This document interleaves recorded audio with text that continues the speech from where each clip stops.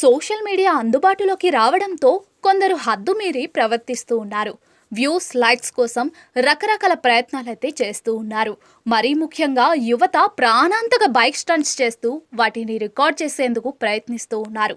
ఆ ప్రయత్నంలో వారు ప్రమాదాల బారిన పడడమే కాకుండా ఇతరులను కూడా ఇబ్బంది పెడుతూ ఉన్నారు.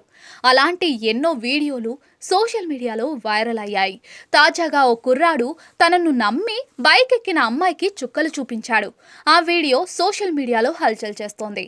వైరల్ అవుతున్న ఆ వీడియోలో ఓ అబ్బాయి, అమ్మాయి బ్లాక్ డ్రెస్లు ధరించి బిజీ రోడ్డుపై బైక్ మీద వెళ్తూ ఉన్నారు. పక్క నుంచి స్నేహితుడు వీడియో తీస్తూ ఉండగా బైక్ నడుపుతున్న ఆ కుర్రాడు ముందు చక్రాన్ని గాల్లోకి లేపడానికి ప్రయత్నించాడు. దీంతో వెనుక కూర్చున్న అమ్మాయి సీటు నుంచి జారిపోయి వెనుక చక్రం మీదకు వెళ్లిపోయింది.